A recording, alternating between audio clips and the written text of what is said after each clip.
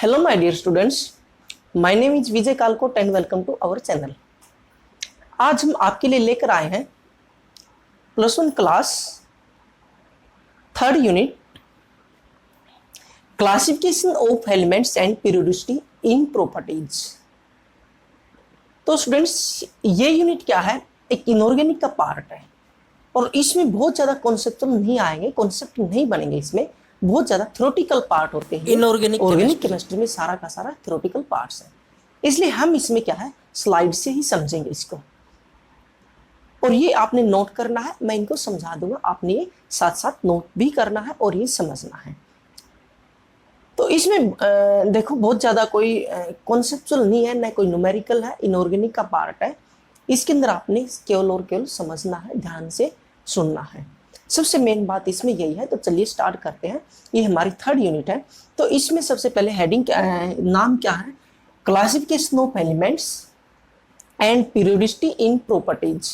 Element का classification और क्या है उसकी प्रॉपर्टीज में क्या है, पीरियोडिसिटी, कैसे पीरियोडिक टेबल उन्होंने बनाई थी, कैसे अरेंज की। तो ये स्टूडेंट्स जो 10th क्लास में आप पढ़कर आए हो उससे रिलेटेड ही है स्टार्टिंग में, बट हम वो नहीं करेंगे। हमने इसके अंदर करनी में मॉडर्न एटॉमिक टेबल या फिर मॉडर्न पीरियोडिक टेबल जो है, modern periodic table of elements, और इसको बोर नील बोर टेबल भी कहते हैं, वो मैं आपको आगे बताऊंगा कैसे। तो हम स्टार्ट करते हैं। हमने करना क्या है, सबसे पहले पीरियोडिक टेबल का पता होना चाहिए। What is periodic table?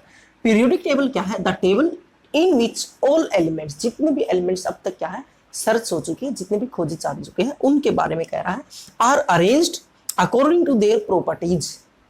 बस यही डेफिनेशन याद रखनी है आपने, क्या है द टेबल, एक टेबल है इन विच, जिसके अंदर सारे elements, all elements are arranged according to their properties, is known as periodic table, right. उसके बाद इन्होंने क्या, जैसे जैसे हिस्ट्री टाइप इसमें बताई गई है, जैसे जैसे एलिमेंट्स का पता लगता गया उनको अरेंज करते गए। सबसे पहले क्या आया था आपको पता, डोबर्नर ट्रेड्स। डोबर्नर ट्रेड्स आपको पता है 3 एलिमेंट लिए, उनमें से बीच वाले का क्या, उनका एटॉमिक मास, दो का एटॉमिक मास जोड़ के उसका मीन निकाल दिया जो बीच वाले का मिला था। वो ट्रेड्स जो आप 10th क्लास में पढ़ के आए हो। न्यूलैंड्स लॉ ऑफ ऑक्टेव, इसमें क्या बताया गया था, यानी कि वो एटॉमिक मास के अकॉर्डिंग अरेंज कर दिए गए। तो फर्स्ट का और 8th का एलिमेंट का प्रॉपर्टीज सेम थी। उसके बाद क्या, लोथरमेयर ने एक कॉन्सेप्ट दिया, इसने ग्राफ बना, ग्राफ किसके अकॉर्डिंग, वॉल्यूम और मास के अकॉर्डिंग, एटॉमिक मास के अकॉर्डिंग। तो उनकी अरेंजमेंट क्या है, बहुत सिमिलर आई थी, जिसकी सिमिलर प्रॉपर्टीज थी। उसके बाद क्या, ये हमने नहीं करनी है, ये भी नहीं करेंगे, ये भी नहीं करनी, ये भी नहीं करनी, ये 10th क्लास में आप करके आए हो, बस मैं जनरल बता रहा था। मेंडलीव्स पीरियोडिक टेबल, ये भी आप पढ़कर आए हो। मेंडलीव्स ने क्या कहा था, मेंडलीव्स के बाद हमने ये करनी मॉडर्न पीरियोडिक टेबल, इसमें यही करेंगे। बहुत लंबी यूनिट नहीं बनाएंगे इसमें, और न ही इतनी कॉन्सेप्चुअल है ये यूनिट। तो इसमें हमने क्या करना, मेंडलीव्स पीरियोडिक टेबल में आपको पता मेंडलीव ने पीरियोडिक टेबल बनाई थी, इससे पहले मॉडर्न पीरियोडिक टेबल से पहले इसने एक अरेंजमेंट कर दी थी बहुत अच्छे से, जब तक जो भी एलिमेंट पहचाने जा चुके थे उनके ऊपर बेस्ड। तो इसने मॉडर्न पीरियोडिक लॉ क्या था, ऑल इट स्टेट्स दैट, आपने इसमें लिखना, it state that physical and chemical properties of elements are periodic function of their atomic masses. Very very important, क्योंकि इसी को कंपैरिजन करेंगे आगे हम। तो ये आपने याद रखना है, क्या, physical and chemical properties of elements are periodic functions of their atomic masses. यानी कि पीरियोडिक फंक्शन क्या है, सारी की सारी फिजिकल और केमिकल प्रॉपर्टीज किसके ऊपर बेस्ड है, उनके एटॉमिक मास के ऊपर बेस्ड है। ये मेंडलीव्स ने कहा था, और इसके ऊपर क्या है टेबल इन्होंने बना दी थी। इनको एक बार नोट कर लो, स्लाइड्स में ही करेंगे आज इस यूनिट को, सारी को इनको नोट करो। फिर नेक्स्ट स्लाइड देखते हैं हम। Next students, Mendeleev's periodic table, थोड़ा ब्रीफली इसके बारे में हम पढ़ेंगे। इन 1869 Mendeleev's arranged all the elements known at that time, या डिस्कवर्ड एट दैट टाइम, जितने भी खोजे जा चुके थे उस टाइम तक सारे के सारे उन्होंने अरेंज किए। किसने, मेंडलीव ने, in order of their atomic mass. Very very important, याद रखना भाई, in order of their atomic mass in a table known as Mendeleev's periodic table. The original table जो स्टार्ट में टेबल बनाई थी उसकी बात कर रहा है, has 8 vertical columns called group, vertical ऐसे इस तरह से 8 कॉलम्स थे, and 7 horizontal rows called periods however this table, उसके बाद उन्होंने क्या कहा, इस टेबल को मॉडिफाइड कर दिया, किसके बाद, after the discovery of noble gases. ये बस जनरल हाँ ब्रीफली बताया, बाकी इसकी प्रॉपर्टीज और वो क्या सारी आप 10th क्लास में पढ़ चुके, वही है यानी कि मेंडलीव पीरियोडिक टेबल। हमने क्या करना, modern periodic table. Modern periodic table से पहले क्या हमने, मैं हमारा सिलेबस भी रिड्यूस कर दिया, मॉडर्न पीरियोडिक टेबल से ही उठा रहा है वो। तो हमने यहां पर क्या करना, atomic number and modern periodic law.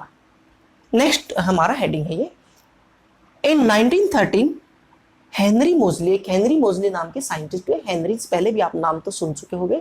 तो उसके बाद क्या, जनरेटेड एक्स रेज, यानी कि एक प्लॉट ड्रा किया इन्होंने, एक ग्राफ ड्रा किया भाई, ठीक है। इन्होंने क्या है, ग्राफ ड्रॉ किया, वो किस किस के ऊपर किया था, हेनरी मोजली ने क्या है, एक्स रेज पास की, कहां से, फ्रॉम द एलिमेंट्स से, एंड जनरेट की भाई, एक्स रेज जनरेट की कहां से, एलिमेंट से, एंड प्लॉटेड ए ग्राफ, एक प्लॉट ड्रॉ किया।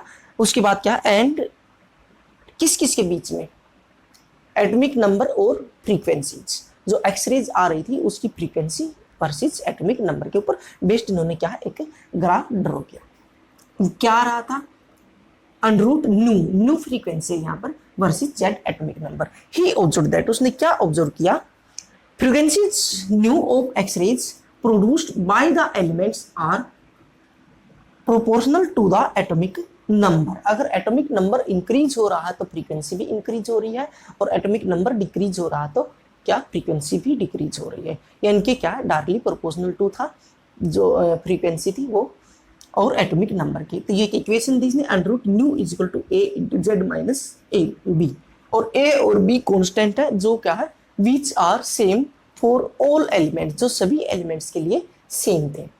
तो ये आपने इसमें ध्यान रखना, इसको नोट करो और ये समझ लो, यानी कि हमारा मेन हेडिंग क्या रहा, atomic number and modern periodic law.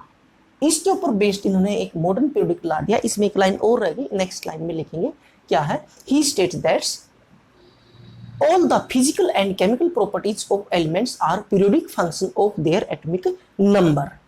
Atomic number इसने कहा था भाई, एटॉमिक नंबर के ऊपर बेस्ड है instead of atomic mass. Mendeleev क्या कह रहा था, एटॉमिक मास। नेक्स्ट में देखेंगे, इसको नोट करो। तो इसी में नेक्स्ट स्टूडेंट्स,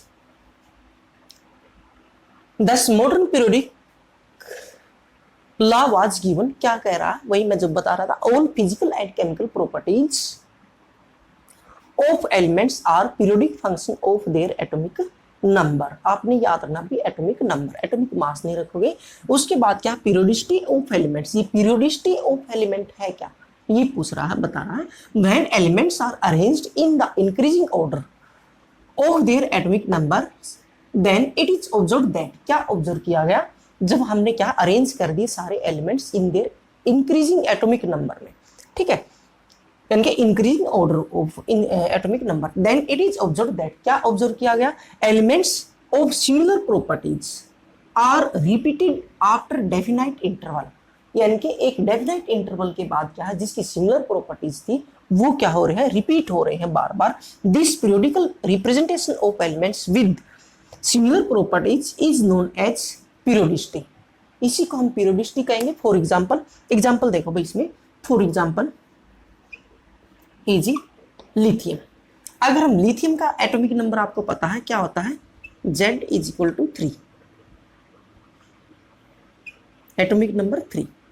इसकी इलेक्ट्रॉनिक कॉन्फ़िगरेशन अगर हम करेंगे तो क्या होगी, 1s2 2s1। स्टूडेंट्स आपको पता होगा, मैं इलेक्ट्रॉनिक कॉन्फ़िगरेशन करवा चुका हूँ सेकंड यूनिट के अंदर, आपको आ भी गई होगी। और इसकी एक शॉर्ट फॉर्म कैसे लिख सकते हैं, हीलियम, ठीक है, ये 2 है, या फिर इसको यहां लिख दो 2 इंटू 2s1, 2s1। नेक्स्ट इसमें देखो, लिथियम के बाद हम क्या, सोडियम, ठीक है, एटॉमिक नंबर कितना होगा, 11। इसकी इलेक्ट्रॉनिक कॉन्फ़िगरेशन हम करेंगे 1s2 2s2 2p6 3s2, या फिर नियोन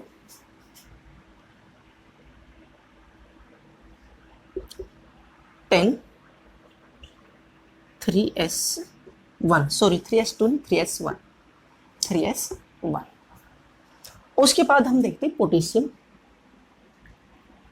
एटॉमिक नंबर होता है भाई 19, 1s2,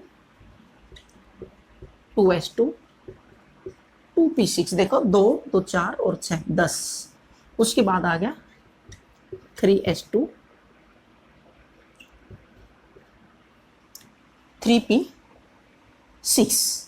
अब 3d से पहले क्या 4s आएगा, आपको ये पता है। फिर क्या करोगे 4s1, 4s1। अब बाउ प्रिंसिपल आप कर चुके हो इससे पहले वाली यूनिट में, तो हम यहां पर लिख सकते हैं आर्गन 18, 4s1। यानी कि इससे हम ये देख रहे हैं एक इंटरवल के बाद, एक किसी भी इंटरवल के बाद प्रॉपर्टीज सेम आ रही है। क्यों, देखो ये भी 2s1, ये भी s1, ये भी s1, यानी कि जो s ऑर्बिटल है उसमें एक एक इलेक्ट्रॉन ही आ रहा है सभी के अंदर। इसमें एक एक इलेक्ट्रॉन, यहाँ भी s1, 2s1, ये 3s1, ये 4s1, यानी कि s1 ही आ रहा है। तो इसका यहां से कंक्लूजन क्या निकाला गया,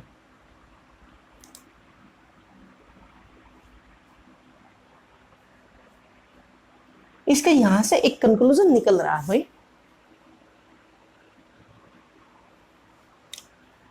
it is due to similar valence shell electronic configuration. जो वैलेंस सेल बाहरी सेल की इलेक्ट्रॉनिक कॉन्फ़िगरेशन है ये सिमिलर आ रही है। दिस इज ड्यू टू, आप ऐसे लिखोगे, this is due to similar valence shell electronic configuration. The physical and chemical properties of elements are depend upon the electronic configuration, valence cell electronic configuration। आपने ये line लिख लेनी भाई, it is due to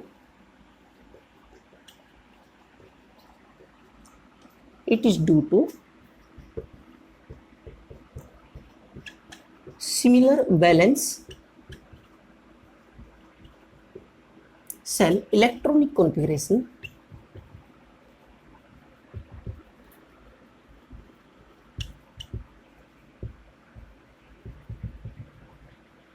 electronic configuration. मैं यहां लिख देता हूं, यू पूरा नोट कर लो भाई।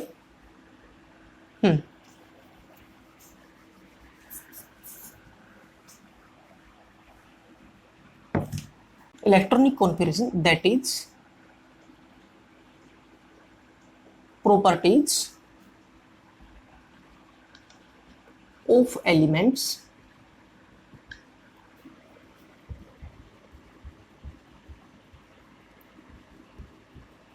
depends upon valence cell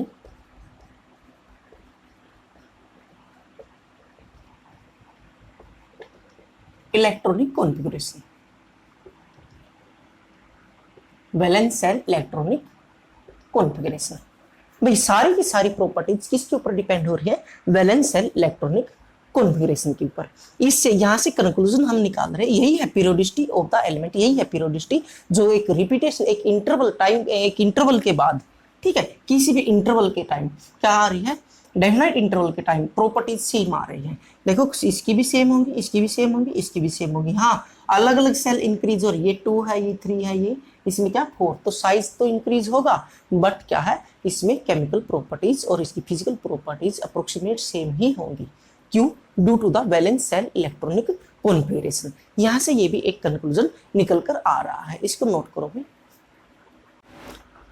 तो नेक्स्ट हेडिंग स्टूडेंट्स हमारा nomenclature of elements with atomic number greater than 100। जो 100 से ऊपर एटॉमिक नंबर खोजे गए उनका एटॉमिक नंबर कैसे है। तो इसमें देखो students, thorium, protactinium, uranium, neptunium, plutonium, ये भैया प्लूटोनियम, अमेरिशियम, क्यूरियम,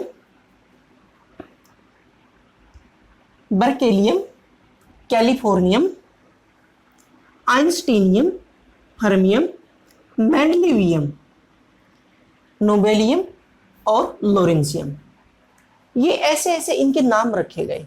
यानी कि देखो क्या कह रहा, all elements beyond uranium, uranium के बाद जितने भी एलिमेंट बने हैं वो सारे के सारे आर्टिफिशियली सिंथेसिस किए गए हैं। ठीक है, आर्टिफिशियली यानी कि prepared by artificially transmutation called synthetic elements, इनको सिंथेटिक एलिमेंट्स कहे गए। 92 तक यूरेनियम तक तो नेचुरल मिले हैं और आगे वाले सारे के सारे क्या है, सिंथेटिक एलिमेंट्स हैं, वो आगे बनाए गए। और जिस भी देश ने, जिस कंट्री ने, जिसने बनाए, उन्होंने अपने अकॉर्डिंग उनके नाम रख दिए। फिर उन्होंने देखो ये क्या है, अमेरिशियम मीन्स अमेरिका में ये हुआ है डिस्कवर। ये क्या है, कैलिफोर्नियम, कैलिफोर्निया में हुआ है। ये आइंस्टीन ने दिया, आइंस्टीनियम लिख दिया। ठीक है, उसके बाद मेंडेलियम लिख दिया, ये मेंडेलियम ने दिया। तो उस इस तरह से उन्होंने नोमेनक्लेचर अपने अपने ढंग से कर दिया, यानी कि अपनी कंट्री के ऊपर या फिर किसी साइंटिस्ट के नाम के ऊपर उन्होंने अपने अपने नाम रखने लग गए। फिर दूसरी कंट्री ने भी उसी तरह से यानी कि डेवलप कर दिया एक ही एलिमेंट, यानी कि दूसरे भी उस तरह से बना सकते हैं। फिर उन्होंने क्या, इस तरह से यहाँ क्या हुआ, क्लैश हो गया। यानी कि वो क्योंकि अमेरिका वालों ने भी बना दिया और दूसरे कंट्रीज वालों ने बना दिया, तो वो कहने लग गए भाई कि हम तो इसका नाम ये नहीं लेंगे, हम अपने अकॉर्डिंग लेंगे। तो इससे क्या क्लैश होने लग गया इनके बीच। तो फिर IUPAC ने क्या किया, जैसे ये क्या यूरेनियम न्यूट्रॉन दिया, तो यूरेनियम का दूसरा आइसोटोप बन गया। यहाँ पर ये क्या बीटा रेज, उसके बाद क्या है, ये हमारा नेप्टेनियम बन गया। उसके बाद ये क्या है, प्लूटोनियम बन गया। उसके बाद अमेरिशियम बन गया। इस तरह से ये क्या है, हम सिंथेसिस कर सकते हैं। तो यहाँ पर स्टूडेंट्स एक बात मैं फिर से कहना चाहूंगा, जो लोग ये कहते हैं atoms neither be created NOR be destroyed, वो थ्योरी यहाँ पर फेल हो रही है। ठीक है, आज के युग में फेल हो रही है। ठीक है, जो पता नहीं क्यों यूट्यूब पर भी बहुत कुछ टीचर्स ऐसे कहते हैं, ऐसे पढ़ा रहे हैं। मैंने देखा है, मैंने खुद देखा है कि atoms is individual particle, individual है, डिवीजन हो ही नहीं सकता। ठीक है, and neither be created NOR be destroyed, जो कि किसने कहा था आपको पता, डाल्टन्स एटॉमिक थ्योरी में कहा गया था ये। बाकी अब ये ऐसे नहीं कहना चाहिए, ये क्या है, इट इज रॉन्ग। अब समझ के करना चाहिए, पता नहीं कैसे पढ़ा रहे हैं और कैसे पढ़ रहे हैं। तो यहाँ पर क्या ये स्पष्ट लिखा गया, एनसीईआरटी में भी दिया गया और ये टॉपिक भी हमारा ये मान के चलना है।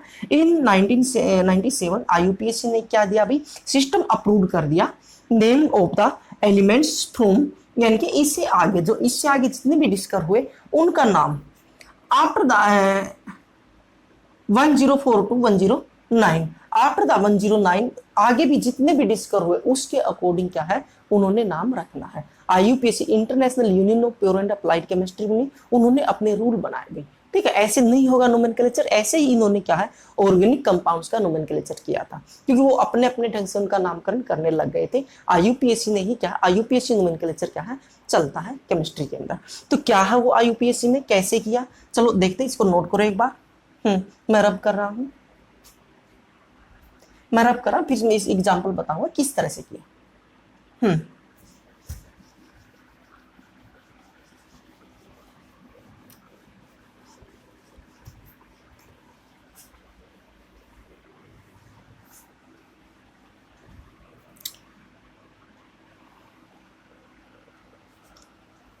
तो देखिए स्टूडेंट्स, IUPAC ने क्या कहा, यानी कि अलग से नोमेनक्लेचर किया, 0 1 2 3 4 5।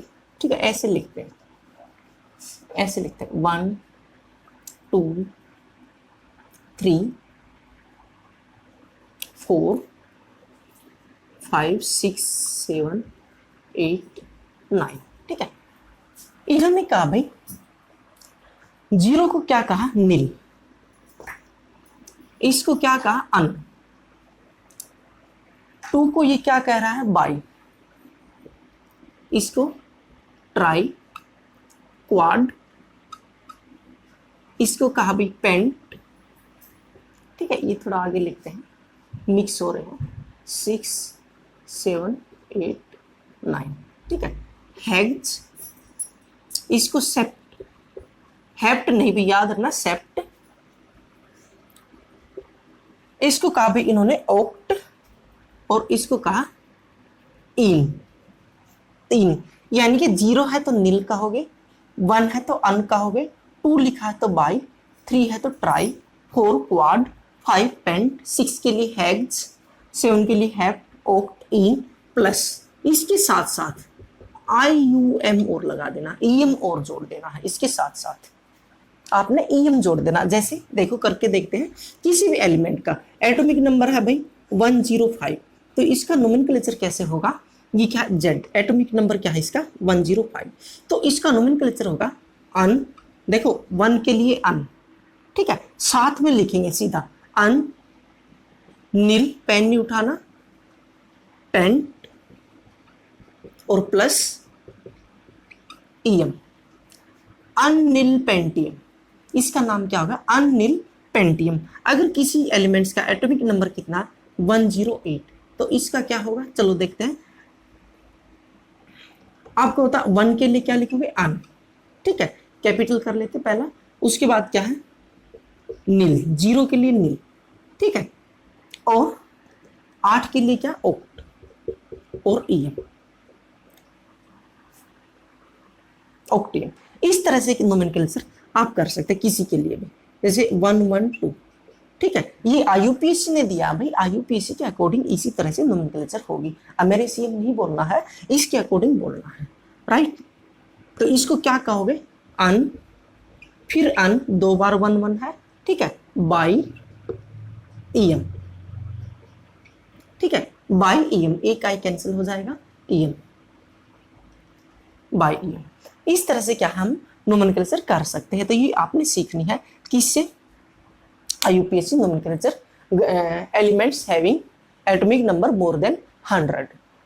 तो इसको आप नोट करो और लिखो। तो next students, modern periodic table of elements, modern periodic table of elements, या फिर इसी को कहते हैं लॉन्ग फॉर्म, और इसको बोहर पीरियोडिक टेबल भी कह देते हैं, क्योंकि ये बोहर बेस के कॉन्सेप्ट है, यानी कि बोहर जो इलेक्ट्रॉनिक कॉन्सेप्ट का बेस दिया था, electronic concept increasing order of the energy level, उसके ऊपर जो इन्होंने कॉन्सेप्ट दिया था उसके ऊपर ये बेस्ड है भाई। और जनरल प्लान इसका क्या है, मेंडलीव टेबल का। तो यहाँ से देखो स्टूडेंट्स, मैंने थोड़ी बनाने की कोशिश की है, और इसको बहुत अच्छे से समझो, बहुत ध्यान से समझो। देखो इसमें बहुत सारी बातें बताऊंगा ये कैसे पढ़नी है। सबसे पहले आपने याद रखना है, इसके अंदर जो ये लाइन है हॉरिजॉन्टल रोड्स, ये 7 हॉरिजॉन्टल रोड्स है, इनको कहते हैं पीरियड्स। तो सबसे पहले आपने बताना, इसमें 7 हॉरिजॉन्टल रोड्स है, उनको पीरियड्स कहा गया है, और उन पीरियड्स को ही सेल कहते हैं। वही सेल है हमारी, ये फर्स्ट सेल, ये सेकंड सेल, ये थर्ड सेल, ये क्या 4th 5th 6th 7th, और इन्हीं को एनर्जी लेवल कहा गया है। ये फर्स्ट एनर्जी लेवल, ये सेकंड एनर्जी लेवल, ये थर्ड, ये 4th, ये 5th, राइट। और जो इसमें वर्टिकल रोड्स है वो 18 है भाई, देखो 1 2 3 4 5 6 7 8, यानी कि 18 है ये। इनको ग्रुप कहा गया है, इनको ग्रुप कहा गया, यानी कि 7 पीरियड है, 7 ही सेल है, और 18 ग्रुप है। इसको ऐसे याद रखना सबसे पहले। उसके बाद इसमें सबसे इंपॉर्टेंट बात क्या है, जो ये जो फर्स्ट 2 ग्रुप है। अच्छा, उसके बाद एक बात और देख लो, मैं फिर बताता हूं। जो इसके अंदर जो मैंने ये लिखे हैं, ये जो रेड पेन से रेड से लिखे हैं, ये सारी की सारी क्या है, गैसेज। यहां पर स्टूडेंट्स ये नहीं आएगा भाई, फॉस्फोर सल्फर, ये सॉलिड है। यानी कि जो मैंने ये रेड पेन से लिखी, ये रेड है, ये सारी की सारी क्या है, गैसेज है, ये गैस है। उसके बाद जो ब्लैक से लिखे हैं मैंने, वो सारे के सारे क्या है, सॉलिड फॉर्म में, ये एलिमेंट है। और उसके बाद जो ये इस तरह से ये जो राउंड किए हैं, ग्रीन से राउंड किए, देखो ये राउंड किया ग्रीन से, और ये किया है ग्रीन से, ये और ये सारे के सारे क्या है, ये HGB, ये लिक्विड स्टेट में मिल रहे हैं। यानी कि ये तो हमारा हो गया फिजिकल क्लासिफिकेशन। ये भी याद रखना आपने, जो मैं बता रहा, ये ब्लैक से मैंने लिखे, ये सारे के सारे क्या है, किस फॉर्म में, सॉलिड फॉर्म में। ये जो रेड से लिखे हैं वो गैसेस फॉर्म में, और जो मैंने ग्रीन से ये राउंड किए हैं, ये वाले, ये क्या है, लिक्विड स्टेट में मिलते हैं। उसके बाद हमने इसके अंदर क्या देखना स्टूडेंट्स, आपको ये 2 बात क्लियर हुई, इसमें 18 ग्रुप है और 17 पीरियड्स है, ये बात क्लियर हुई। उसके बाद ये क्या है, किसके ऊपर बेस्ड है, बोहर इलेक्ट्रॉनिक कॉन्सेप्ट के ऊपर बेस्ड है। ये जनरल प्लान कौन सा है इसका, मेंडलीव्स पीरियोडिक टेबल, बहुत ज्यादा इंपॉर्टेंट है भाई। उसके बाद ये वाले ब्लैक वाले ये सारे के सारे मेटल है, इस साइड वाले ये नॉन मेटल है। ये जो ऐसे ट्राइंगल ये मैंने बनाया ये क्या है, मेटालॉइड्स है, बीच की प्रॉपर्टीज है, ये क्या है, मेटालॉइड्स। और इसके अंदर जनरल मैं बता देता हूँ, जो रेड पेन से राउंड मैंने किए हैं, रेड पेन से ये राउंड, ये सारे के सारे सिंथेटिक एलिमेंट्स हैं। ये सारे के सारे क्या है, सिंथेटिक एलिमेंट्स है। यूरेनियम से आगे ये क्या सिंथेटिक किए गए हैं, ये भी सिंथेटिक एलिमेंट है, ये सिंथेटिक एलिमेंट है। इतनी बात क्लियर हुई। उसके बाद आपने ये देखना भाई, इसके अंदर बहुत ज्यादा इंपॉर्टेंट क्या है, इंपॉर्टेंट ये भाई इसके कितने 4 पार्ट किए गए हैं। देखो फर्स्ट और सेकंड, ये जो फर्स्ट सेकंड ग्रुप है ना, ये इसको कहा एस ब्लॉक, इसको कहोगे एस ब्लॉक, ठीक है। और ये एस ऑर्बिटल ही है, समझो ये 1s ये 2s, ठीक है। ये 1s ये 2s, ये तो 3 ऐसे चलता जाएगा, ये यहां आएगा s1, यहां आएगा s2, राइट। और जो ये है ना, ये यहां से 13 टू ग्रुप 18, ये है भाई पी ब्लॉक, पी ब्लॉक। इन ब्लॉक को ही सबसेल कहा गया है, एस सबसेल, ये एस सबसेल है, ये क्या पी सबसेल है। और यहां से लेकर यहां तक यानी कि 3 से ग्रुप 3 टू 12, ये है भाई डी ब्लॉक, डी ब्लॉक, ये है डी ब्लॉक। और उसके बाद क्या है, इस डी के अंदर एक ब्लॉक और है, यहां से ये देखो 57 और ये आ गया 72, ये क्या 89 और ये आ गया 10। और इनके बीच में एक ये है भाई, यहां पर ये है एफ ब्लॉक, एफ ब्लॉक, यानी कि आप इसको एफ सबसेल भी कह सकते हो। ये है हमारी एफ सबसेल। जो हम इलेक्ट्रॉनिक कॉन्फ़िगरेशन कर रहे थे वहां मैं कह रहा था 4 में ही सिमट जाती सारी बातें। तो यहां पर आपने ये समझना, ये एस सबसेल है, ये पी सबसेल है, और ये डी, और ये क्या है एफ, एफ। अच्छा उनके बाद इनमें एक बात और देखो, जो एस और पी, एस और पी सबसेल है, इनको रिप्रेजेंटेटिव एलिमेंट्स कहते हैं। रिप्रेजेंट, ये क्यों कहते हैं, क्योंकि ये मेन सेल को रिप्रेजेंट करते हैं। यानी कि यहां पर 3s है, 3s, तो यहां भी 3p ही आए। यहां पर 4s1 4s2, राइट। यहां 3d स्टार्ट होगा, क्योंकि 4s की क्या है, एनर्जी कम होती है as compare to 3d subshell से, जो कि मैंने अबाव प्रिंसिपल में करवाया था। बेस्ड यानी कि क्वांटम नंबर के ऊपर ही बेस्ड है, मैंने पहले भी बताई थी। अगर क्वांटम नंबर आप नहीं करोगे तो क्या है, लास्ट जो मैंने लेक्चर बनाया है सेकंड यूनिट में, वो वेरी वेरी इंपॉर्टेंट, वो नहीं करोगे तो आगे समझ आने वाला नहीं है। और ये समझ लो भाई, इसमें सारी की सारी बातें समझ आ रही। एस और पी ब्लॉक इनको कहते हैं, इसके the elements of s and P block is known as representative elements. ये नोट करते जाओ, इसमें बहुत ज्यादा बात सुनने की है, ठीक है। इसमें बहुत, इस यूनिट के अंदर बहुत ज्यादा बात सुनने की नोट कर सकते हो आप इसको साथ साथ। यानी कि S and P block elements are called representative elements. क्यों? Because they represents the main shell या फिर main energy level of the atom. Atom की तो बात हो रही है। उसके बाद क्या है, डी, इसको कहते हैं ट्रांजिशन एलिमेंट। इनको डी ब्लॉक वाले को हम कहते हैं transition element, transition elements. D block elements are called transition elements, और इनको कहते हैं इनर ट्रांजिशन एलिमेंट्स।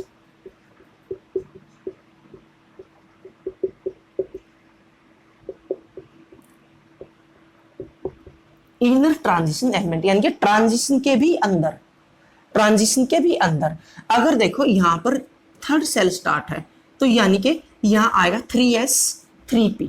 अगर यहां पर 4s स्टार्ट है तो यहां पर आएगा 4s, ठीक है। और d कौन सी होगी, n-1, n principal quantum number जो मेन सेल को रिप्रेजेंट कर रहा है, और d आएगी। यानी कि 4 सेल स्टार्ट है तो यहां पे 3d आएगी, ठीक है। f कौन सा आएगा, n-2, f में क्या आता है, n-2 f। यानी कि कहने की बात है, अगर 6 सेल स्टार्ट है तो यहां पर क्या है 4f आएगा।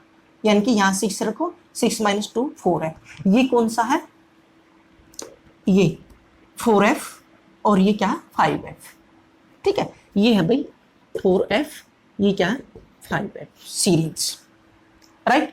तो ये बात देखो, फिर से देखो ध्यान से, यानी कि s और p representative elements, d block क्या है transition element, D block element, F block वाले इनर ट्रांजिशन एलिमेंट्स। आपने ये समझना भाई, ये सेल है 1 2 3 4 5 6 7 और ये एस पी डी एफ, ये क्या सब सेल, सब सेल को ही क्या कहा गया ग्रुप कहा गया।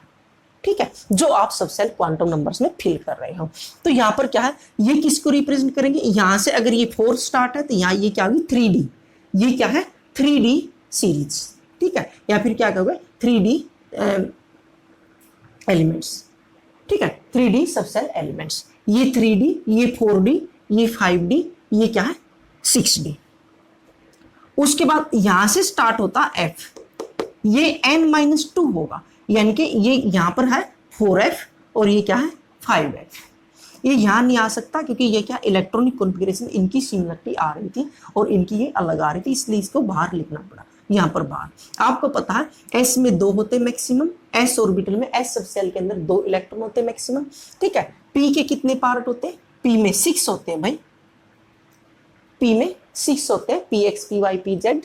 ठीक है, और एक ऑर्बिटल में 6 इलेक्ट्रॉन, यानी कि यहां से p1 p2 p3 p4 p5 p6, p6 पे कंप्लीट हो जाएगी, यानी कि सारी की सारी सेल क्या है p6 के ऊपर कंप्लीट हो जाएंगे, ये बात याद रखनी है। और यहाँ पर क्या स्टूडेंट्स, इन्हीं को क्या है जहां पर कंप्लीट हो जाती है उनको नोबल गैसेज कहते हैं, उनको क्या कहोगे नोबल गैसेज। ठीक है, इन विच सेल्स आर कंप्लीटेड, यानी कि कंप्लीट हो जाती है यहाँ पर सेल, इनको हम नोबल गैसेज कहेंगे। देखो इनकी सभी की क्या होगी P1 P1 P1 P1 P1 P1। ठीक है, ये नंबर बढ़ता जाएगा, ये 2P1, ये 3P1, ये 4P1, ये 5P1, ये 6P1, ये क्या है 7P1, यानी कि valence shell electronic configuration group में सेम होगी, ये याद रखना भाई। यानी कि क्या कहोगे ग्रुप में क्या होती है वैलेंस सेल इलेक्ट्रॉनिक कॉन्फ़िगरेशन क्या होती है सेम होती है, और electronic valence shell electronic configuration same होगी तो उनकी केमिकल प्रॉपर्टीज भी सेम होगी, जो मैंने कहा था इससे पहले मैंने बताया था ये किसके अंदर पीरियोडिक लॉ में, यानी कि फिजिकल और केमिकल प्रॉपर्टीज किसके ऊपर बेस्ड थी वैलेंस सेल इलेक्ट्रॉनिक कॉन्फ़िगरेशन के ऊपर बेस्ड। तो इनको ध्यान रखो, उसके बाद इनकी सेम होगी, इनकी सेम होगी, इनकी सेम प्रॉपर्टीज होगी, ग्रुप में सेम होगी। ठीक है, पीरियड में प्रॉपर्टी चेंज होगी, राइट, पीरियड में प्रॉपर्टी चेंज होगी। तो इसमें आपने याद रखना कितने 4 ब्लॉक बनाए हैं, S block, P block, D and F block. ठीक है, एस और पी को रिप्रेजेंटेटिव एलिमेंट कहा गया है और डी को ट्रांजिशन एलिमेंट और एफ को इनर ट्रांजिशन एलिमेंट्स कहा गया। ये सारे के सारे क्या है, ये जो रेड पेन से राउंड की ये सिंथेटिक एलिमेंट सारे के सारे।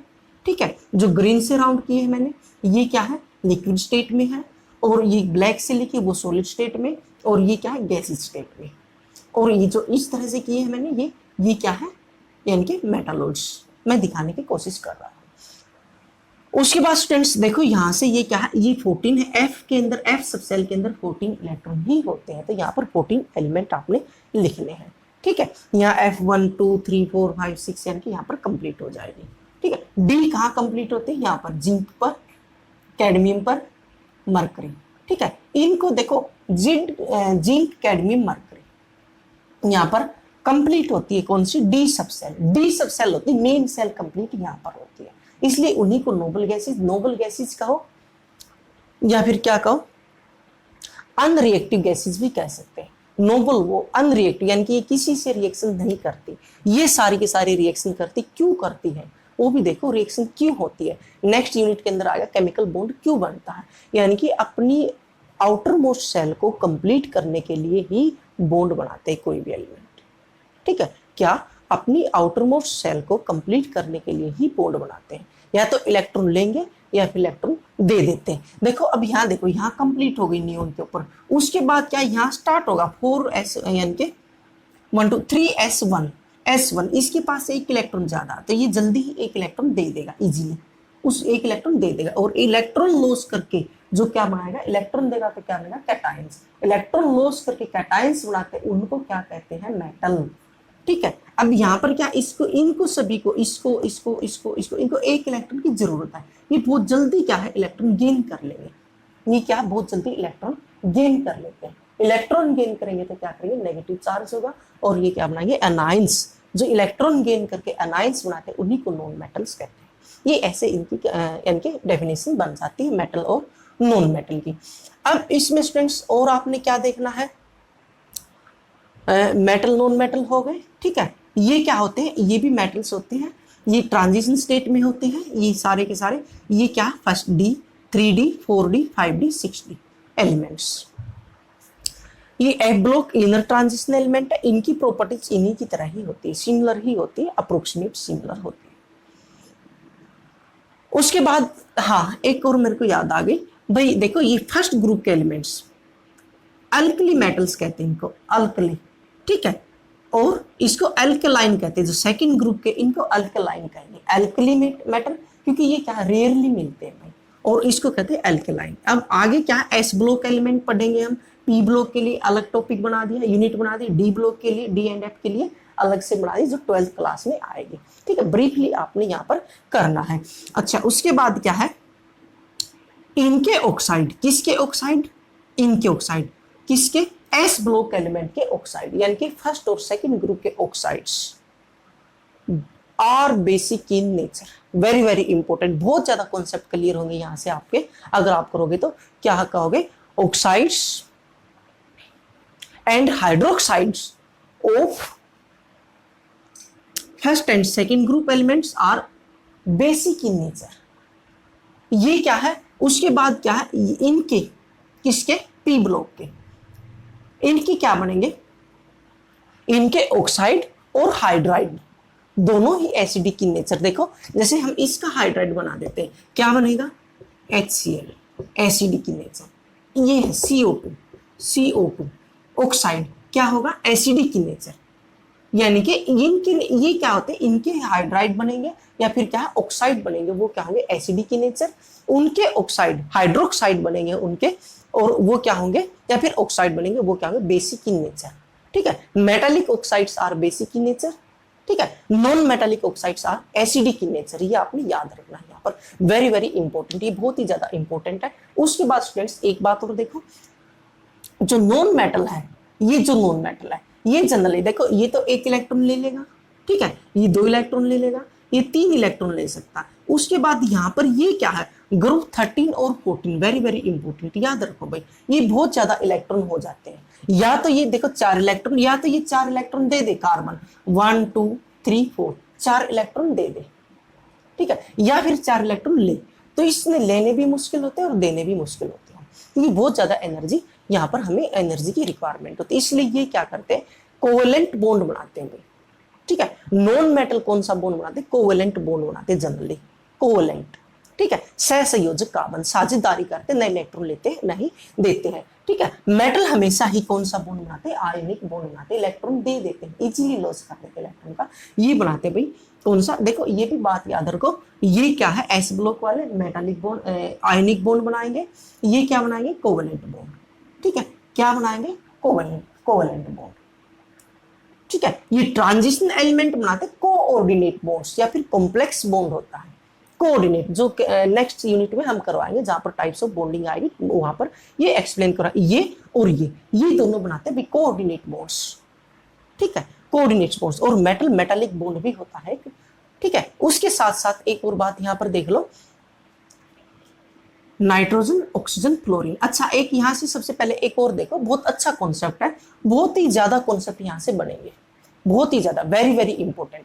देखो फर्स्ट, यानी कि ये फर्स्ट सेल है, ये यहाँ पर सेकंड सेल है, ये थर्ड सेल है, ये फोर्थ, ये फिफ्थ। जैसे जैसे उसके अंदर क्या है, सेल इंक्रीज होती जाती है, वैसे वैसे एटॉमिक साइज इंक्रीज होता जाता है, ठीक है।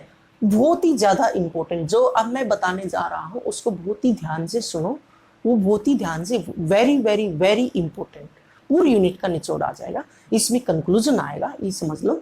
यानी कि जो ऊपर वाली सेल है, छोटी सेल, वो क्या होती है, उसमें क्या होती है, सेल न्यूक्लियस के बिल्कुल नजदीक होती है, ये समझो ये न्यूक्लियस है और ये एक सेल है, वो नजदीक होती है। उसके बाद सेकंड आ गई, दूर हो गई, फिर थर्ड दूर, यानी कि ऐसे ऐसे दूर होती जाएगी, और क्या है, एटॉमिक साइज इंक्रीज होता जाएगा। तो यहाँ पर देखो स्टूडेंट्स, सबसे इंपॉर्टेंट है ENC, इफेक्टिव न्यूक्लियर चार्ज, यहां मैं लिख देता हूं भाई ENC, इफेक्टिव न्यूक्लियर चार्ज। सारी की सारी बातें बेस्ड होती है न्यूक्लियर चार्ज के ऊपर, इफेक्टिव न्यूक्लियर चार्ज। ठीक है, मैं आपको वो क्रैमिंग नहीं करवाना चाहता कि ग्रुप में साइज इंक्रीज होता है, पीरियड में डिक्रीज होता है। वो क्यों होता है डिक्रीज, क्यों होता है इंक्रीज, इस कॉन्सेप्ट को मैं आपको बहुत अच्छे से बताना चाह रहा हूं, क्यों होता है डिक्रीज। ठीक है, वो एक लाइन नहीं रटवाना चाह रहा, मैं आपको समझाने की कोशिश कर रहा हूं। यानी कि जो ये है first group, sorry first period, first energy level या फिर फर्स्ट सेल, वो बहुत ज्यादा नजदीक होती है। जैसे ये न्यूक्लियस है, ठीक है, ये तो इसके नजदीक होगी, ये सेकंड, ये थर्ड, ये फोर्थ, ये फिफ्थ, ये सिक्स्थ, ऐसे ऐसे साइज इंक्रीज होता जाएगा। अब ये तो न्यूक्लियस के बहुत ज्यादा नजदीक हो गए, तो न्यूक्लियस के ऊपर न्यूक्लियस के बहुत ज्यादा नजदीक होंगे, तो यहां पर क्या होगा, इनके अंदर न्यूक्लियर चार्ज ज्यादा होगा, न्यूक्लियर चार्ज ज्यादा होगा। अब देखो यहां से देख लो भाई, यहीं से देख लो, यहां से देख लो भाई, लिथियम है, ठीक है, लिथियम में क्या होगा, लिथियम के कंपैरिजन में इसका साइज बड़ा होगा। आपको पता है ये सेकंड में आ गया, लिथियम सिमट गया, और ये इसमें आ गया, ठीक है, तो इसका चार्ज, इसके ऊपर चार्ज ज्यादा होगा लिथियम के ऊपर एज कंपेयर टू सोडियम। ये क्या कंपैरिजन आ जाता है, ENC, effective nuclear charge of lithium ज्यादा होगा इसके, क्योंकि इसका साइज छोटा है। जितना साइज छोटा होगा उतना ही इफेक्टिव चार्ज ज्यादा होगा। ठीक है, इफेक्टिव चार्ज यानी कि न्यूक्लियस का चार्ज, न्यूक्लियस का चार्ज मतलब न्यूक्लियस के ऊपर पॉजिटिव चार्ज होता है, पॉजिटिव चार्ज का इफेक्ट ज्यादा होगा तो नेगेटिव चीज को अट्रैक्ट करेगा। भाई यूनिवर्सल लॉ है, opposite charges attract each other. कोई भी अपोजिट चीज हो, ठीक है, कोई भी अपोजिट, ठीक है, वो क्या अट्रैक्ट करते, अट्रैक्शन होती ही होती है, अपोजिट के बीच में अट्रैक्शन होती है, यूनिवर्सल लॉ है, ठीक है। और क्या सिमिलर चार्जेस क्या करते हैं, रिपेल ईच अदर। ठीक है, कोई भी यूनिवर्स में सारी की सारी क्या है, अपोजिट चार्ज, क्या अपोजिट चीज क्या है, क्या अट्रैक्शन करते हैं। तो यहां पर मैं आपको बता रहा था, यानी कि देखो इस साइज इंक्रीज, ग्रुप में साइज इंक्रीज होता है। क्यों इंक्रीज होता है, क्योंकि देखो ये फर्स्ट सेल है, इसमें एक सेल और इंक्रीज होगी, इसमें एक और इंक्रीज होगी, इसमें एक और इंक्रीज, यानी कि सेल इंक्रीज होगी, तो क्या है ग्रुप में साइज इंक्रीज होगा। यहाँ पर क्या है, देखो P1 है ये, ठीक है, ये P1 है, ये भी P2 है, ये P2 है, तो यहां पर क्या आएगा, देखो 2P2, 3P2, 4P2, 5P2, ऐसे लिखेंगे ना, 5P2। 5 क्या बताता है, principal quantum number, main shell को बता रहा है, ठीक है, P2, यानी कि ऐसे 4, 5, 6, 7 ऐसे बढ़ते इंक्रीज होती जाएगी, यानी कि साइज इंक्रीज होता है, क्योंकि एक सेल इंक्रीज हो रही है। अब ध्यान से सुनो, जैसे मैं जा रहा हूं यहां पर, यहीं से आ जाओ, बोरोन से कार्बन की तरफ जा रहा हूं, तो यहां पर क्या हो रहा है, बोरोन में क्या है, एटॉमिक नंबर 5, एटॉमिक नंबर 5 का मीनिंग क्या है, यहां पर 5 इलेक्ट्रॉन है और 5 ही प्रोटॉन है, ठीक है, क्या है 5 प्रोटॉन है, वेरी इंपॉर्टेंट। एटॉमिक नंबर बनाया है किसके ऊपर बेस्ड था, atomic number is equal to number of protons, क्योंकि इलेक्ट्रॉन निकल जाते हैं, इलेक्ट्रॉन की क्या होती है, एक्सचेंज हो जाते हैं इधर उधर, बट प्रोटॉन्स क्या है, नहीं निकलते, जिसको जो कि न्यूक्लियस के अंदर होते हैं। तो यहाँ पर देखो, यहाँ पर 5 प्रोटॉन है और इसके अंदर 6 प्रोटॉन है, कार्बन के अंदर 6 प्रोटॉन है। भाई देखो यहाँ पर जो न्यूक्लियस के ऊपर चार्ज लग रहा है, बोरोन में तो 5 प्रोटॉन का लग रहा है पॉजिटिव चार्ज, ठीक है, और उसके अंदर 6 प्रोटॉन का लग रहा है, किसके अंदर, कार्बन के अंदर, जबकि सेल एक ही है, सेल तो इंक्रीज हुई नहीं, सेल तो एक ही है। तो आप मेरे को बताओ भाई, ये 5 इलेक्ट्रॉन ज्यादा अट्रैक्शन करेंगे या 6 इलेक्ट्रॉन ज्यादा अट्रैक्शन करेंगे, तो डेफिनेटली आपका क्वेश्चन होगा 6 प्रोटॉन ज्यादा अट्रैक्शन करेंगे। इसके अंदर क्या है, 5 प्रोटॉन है, इसके अंदर 6 प्रोटॉन, ये दो समझ जाओ, इसका एग्जाम्पल लेके समझो आप, बाकी आपको सारे समझ आ जाए, ठीक है। मैं कह रहा हूं यहां पर सेल तो एक ही है दोनों में, बट इसके न्यूक्लियस में 5 प्रोटॉन है और इसके न्यूक्लियस में 6 प्रोटॉन है, तो आप बताओ 6 प्रोटॉन का चार्ज ज्यादा होगा किसके ऊपर, आउटर मोस्ट इलेक्ट्रॉन के ऊपर, इसलिए वो क्या होगा, अट्रैक्शन ज्यादा करेगा, अट्रैक्शन ज्यादा करेगा। तो यानी कि ये यहां से, जैसे मैं बता रहा था, ये न्यूक्लियस है, ठीक है, ये यहाँ पर सेल है, तो यहाँ पर इसके एक के ऊपर तो लग रहा है 6 प्रोटॉन का चार्ज और सेकंड के ऊपर लग रहा है 5 का, तो 5 वाला दूर रहेगा थोड़ा और साइज डिक्रीज होगा। क्यों होगा, क्योंकि न्यूक्लियर चार्ज इंक्रीज होता रहता है, सीधी सी बात है, 6 है तो ज्यादा होगा, अट्रैक्शन न्यूक्लियर चार्ज इंक्रीज होगा, सेल तो वही है तो इसका साइज छोटा होगा, इसके कंपैरिजन में इसका छोटा होगा, इसके कंपैरिजन में इसका छोटा होगा, इस तरह से क्या है साइज डिक्रीज होगा। ठीक है, किसके अंदर डिक्रीज होगा? पीरियड के अंदर। पीरियड में हमने चलना है लेफ्ट टू राइट, ग्रुप में चलना है टॉप टू बॉटम। तो यहाँ पर लेफ्ट टू राइट क्या होगा स्टूडेंट्स, आप ध्यान रखना, ये नोट कर लेना, चाहे बात अपने साथ साथ नोट करते रहना, मैं लिखवा नहीं रहा, आप उसको नोट भी कर सकते हो। यानी कि पीरियड में क्या होगा, left to right size decrease होगा, ग्रुप में इंक्रीज होगा। क्यों? ग्रुप में एक नई सेल ऐड हो जाती है। पीरियड में क्या होता है, सेल तो वही रहती है, बट न्यूक्लियस के अंदर प्रोटॉन इंक्रीज होते रहते हैं, और प्रोटॉन इंक्रीज होंगे तो क्या होगा, न्यूक्लियर चार्ज इंक्रीज होगा। न्यूक्लियर चार्ज इंक्रीज होगा तो क्या है, इलेक्ट्रॉन की अट्रैक्शन इंक्रीज होगी, इलेक्ट्रॉन ज्यादा अट्रैक्ट होंगे।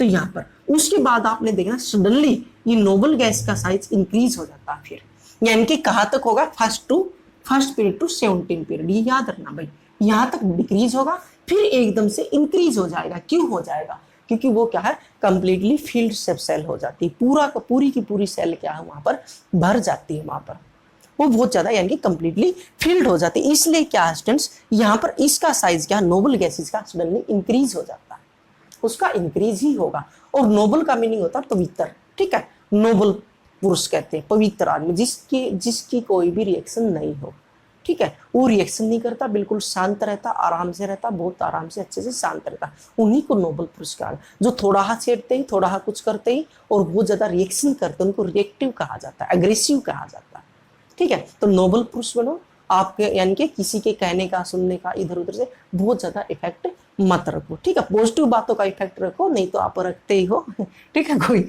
इफेक्ट रखते नहीं आप, पॉजिटिव बातों का तो इफेक्ट रखो, उनके प्रति तो एक्टिव ही रहो, ठीक है। अदरवाइज क्या है, ये नोबल इसी तरह से नाम पड़ा है इनका, ये नोबल गैसेस है। तो ये सबसे मेन कॉन्सेप्ट क्या समझने का, effective nuclear charge. Effective nuclear charge क्या है, पीरियड के अंदर इंक्रीज होता रहता है, क्योंकि प्रोटॉन इंक्रीज होते रहते हैं, प्रोटॉन न्यूक्लियस के अंदर प्रोटॉन इंक्रीज होते रहते हैं। इसलिए पीरियड में हम आगे बढ़ेंगे लेफ्ट टू राइट, तो वहां पर क्या होगा स्टूडेंट्स, न्यूक्लियर चार्ज इंक्रीज होगा। Due to increase in nuclear charge size of the atom is decrease, ठीक है, क्योंकि नजदीक आएगा भाई, चार्ज जितना ज्यादा होगा, प्रोटॉन जितने ज्यादा है उतना ही साइज इंक्रीज होगा, उसके बाद चार्ज ज्यादा होगा और इलेक्ट्रॉन ज्यादा नजदीक आएगा, ठीक है। ये आपने याद रखना, वेरी वेरी इंपॉर्टेंट, ठीक है। उसके बाद क्या है, ये स्क्रीनिंग इफेक्ट भी आता, पेंट्रेशन इफेक्ट भी आता, वो फिर क्या है आगे नेक्स्ट एक्सप्लेन कर देंगे। आज इतना ही इसके अंदर बहुत ज्यादा है, इतना ही बहुत है, ठीक है। उसके बाद आपने ये देख लेना, हाँ ग्रुप में तो ये होगा, इंक्रीज होगा।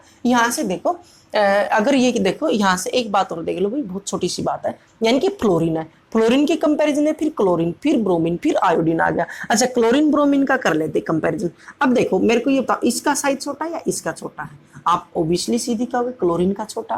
क्लोरीन का छोटा है तो क्या है, न्यूक्लियस के इसके ज्यादा नजदीक होगा, इलेक्ट्रॉन बाहर वाला अगर आएगा तो ये जल्दी इलेक्ट्रॉन यानी कि अट्रैक्ट करेगा, इसकी इलेक्ट्रोनेगेटिविटी ज्यादा होगी, ठीक है। इलेक्ट्रोनेगेटिविटी आगे टॉपिक एक्सप्लेन करेंगे, इसकी इलेक्ट्रोनेगेटिविटी ज्यादा होगी एज कंपेयर टू ब्रोमीन की।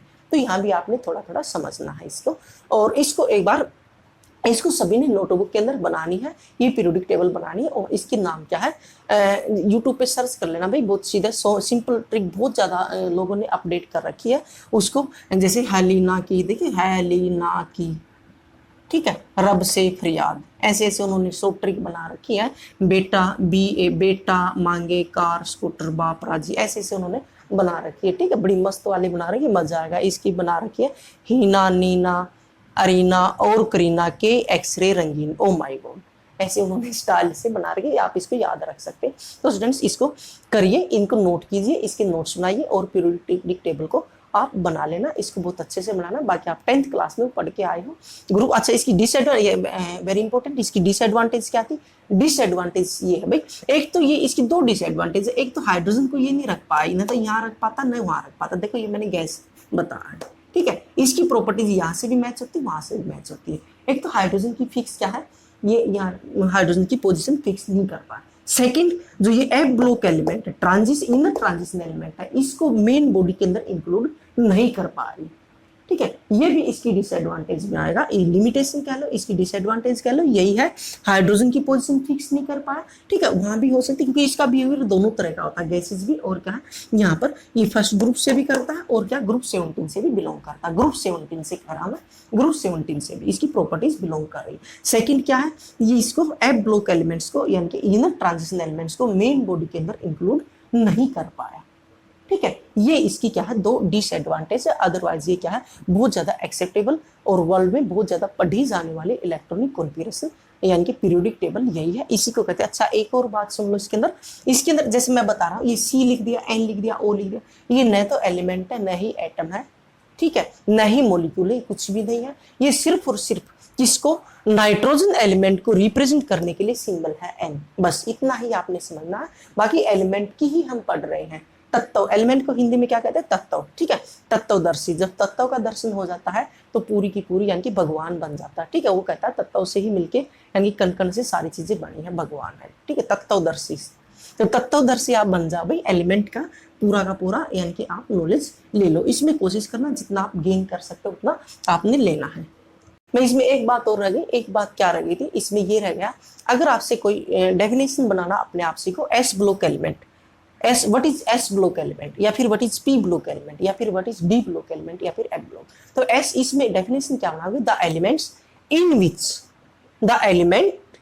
इन which last electrons are filled in s subshell, या फिर एस ऑर्बिटल कह सकते हो आप, is known as s block element. The element in which last electron are filled in p subcell is called p block element, ठीक है, या फिर कह सकते हैं the element in which last electrons are filled in d subcell, d subcell में fill होंगे उन्हीं को हम क्या कहेंगे लास्ट इलेक्ट्रॉन देखना है, या फिर वैलेंस इलेक्ट्रॉन कह सकते हैं, लास्ट की जगह valence electron are filled in d subcell is known as d block element, ठीक है। the elements in which last electron are filled in the f subcell उसको आप क्या कहोगे f block element, ठीक है। ये डेफिनेशन आती है यानी कि क्वेश्चन पूछा जाता है what is s block element, what is p block element, what is F block element. तो स्टूडेंट्स ये भी ऐड कर लेना आपने, इसको इसके साथ साथ ऐड करना भाई, ठीक है। और इसमें स्टूडेंट्स एक बात आपने और देखनी है, ये देखो जैसे ये फर्स्ट पीरियड है, ये फर्स्ट, ये सेकंड, ये थर्ड, ठीक है। तो फर्स्ट पीरियड यानी कि फर्स्ट सेल, इसके अंदर कितने इलेक्ट्रॉन है 2, 1 और ये 2, ठीक है, इसके अंदर 2 इलेक्ट्रॉन है 2, राइट। सेकंड के अंदर कितने हैं 2 और वो 6, 2 एस के और 6 पी के यानी कि 8। थर्ड में कितने आ रहे हैं यहां भी 8, राइट। फोर्थ में कितने आ रहे हैं यहां पर, फोर्थ में कितने, चलो यहां लिखते हैं, इसके अंदर 2, इसके अंदर 8, इसके अंदर 8, फोर्थ में कितने आ रहे हैं, फोर्थ में 10 और ऐड हो जाएंगे 8 में कितने 18, फिफ्थ में भी कितने 18।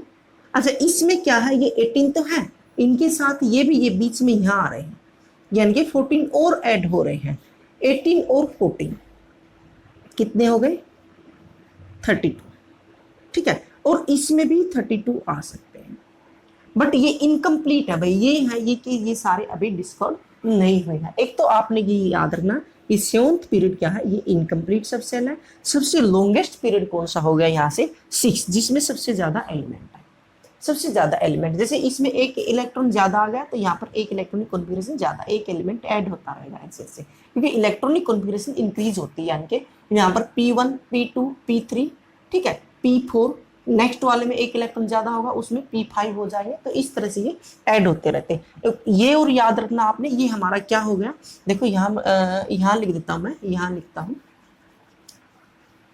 ठीक है, 2 8 8 18 18 32 32, right. It is magical number, ये मैजिकल नंबर है भाई, इसके अकॉर्डिंग पीरियोडिक टेबल सारी की सारी बनी हुई है, इस नंबर के according. It is magical number. 2 first में, ठीक है, ये ऐसे समझ लो, फर्स्ट सेल में 2, ये सेकंड में, ये क्या है थर्ड में, ये फोर्थ में, ये फिफ्थ में, ये 6 में और ये 7th में, यानी कि 7th पीरियड है हमारे, ठीक है। तो ये क्या है इस तरह से 2